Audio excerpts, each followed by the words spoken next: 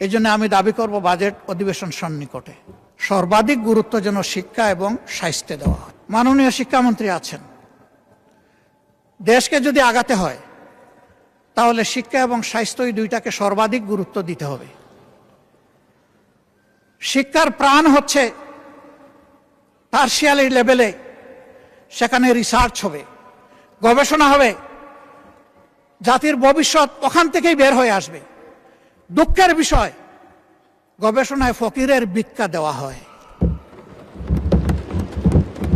ফকিরের ভিক্ষা দেওয়ার কারণে ওই ভিক্ষাগুলো লুটপাট হয়ে যায় অনেক ক্ষেত্রে, সেগুলোও কাজে লাগে না।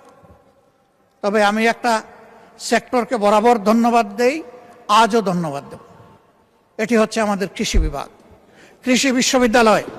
তাদের অর্জনকে আমরা অস্বীকার করলে নিজেকে অস্বীকার করার সামিল হবে। তারা এই দেশকে অনেক কিছু দিয়েছেন।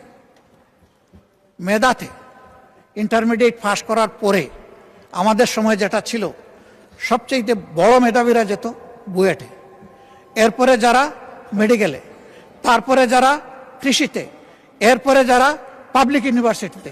অবশ্যই তার ব্যতিক্রমও ছিল, অনেক প্রখর মেধাবীও হয়তো প্রায় পাবলিক ইউনিভার্সিটিকে ফার্স্ট চয়েস হিসেবে গ্রহণ করে নিয়েছে, কিন্তু ইন জেনারেল ট্রেন্ডটা এমন ছিল। সেই জায়গা থেকে তৃতীয় অবস্থানের লোকেরা যদি দেশকে এত কিছু দিতে পারলেন, প্রথম এবং দ্বিতীয় অবস্থান কি দিল সেটা এখন পর্যালোচনার দাবি রাখে।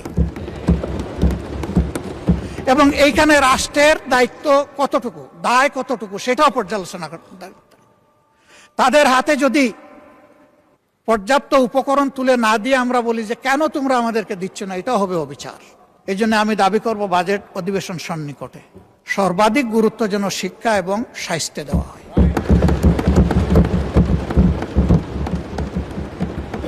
যদি একটা সুস্থ সবল জাতি গঠন করতে হয়, অবশ্যই একটি সুস্থ স্বাস্থ্য ব্যবস্থা আমাদেরকে গড়ে তুলতে হবে। কিন্তু এখানে সবাই স্বাস্থ্য ব্যবস্থার ব্যাপারে হাহাকার করেছেন, সবচেয়ে বেশি হাহাকার করেছেন স্বাস্থ্য সেবার বিষয়টা নিয়ে। অনেকে বলেছেন স্বাস্থ্য সেবা নিজেই রুগী, আমাদেরকে সারিয়ে তুলবে কিভাবে। সঠিক, 1000 শয্যা বিশিষ্ট হাসপাতালে রুগী ভর্তি থাকে 3700। How could be possible? আবার এখন অন্য সমস্যাও দেখছি। এই ফ্যাসিস্ট আমলে যোগ্য দক্ষ ডাক্তারদেরকে বহু দূরে বদলি করা হয়েছে, যেখানে তাদের মেধারও কোনো মূল্যায়ন করা হয়, এবং সেখানে এটাকে কাজে লাগানোরও কোনো সুযোগ ছিল না। আবার অনেককে ওএসডি করা হয়েছে। আমাদের সম্মানিত মন্ত্রী, তার ছোট ভাই, সেও একজন ডাক্তার, আমাকে একদিন আক্ষেপের সুরে বলেছিল, শফিক ভাই, আগামীতে যদি আমাদের সরকার গঠিত হয়, একটা গাল দিয়ে বলেছিল, গাল অবশ্য সভ্য সরকার, যে আমাদেরকে অমুক জায়গায় তমুক জায়গায় দিয়েছে, ওদেরকে আমরা বাংলাদেশের সীমানার ভিতরে না রেখে ওদেরকে আমরা ট্রান্সফার করব তালপট্টিতে। আমি বলেছিলাম, হোয়াটস ডিফারেন্স? তুমি আর আমি যদি এইটাও করি তাহলে তো একই কাজ করলাম। মাননীয় স্পিকার, কিছু কিছু কাজ দুঃখজনকভাবে এখন এরকমই শুরু হয়ে গেছে। ফ্যাসিস্ট আমলে যারা বঞ্চিত ছিল, নিগৃহীত ছিল, ওএসডি ছিল, খালে বিলে তালপট্টিতে যাদের পোস্টিং ছিল, এখন আবার তাদের উপরে সেটা চলে এসেছে। কেন? আমি মাননীয় প্রধানমন্ত্রীকে সম্মান রেখেই বলছি, তিনি বলেছেন আমরা একটা মেরিটোক্রেটিক নেশন বিল্ড আপ করতে চাই।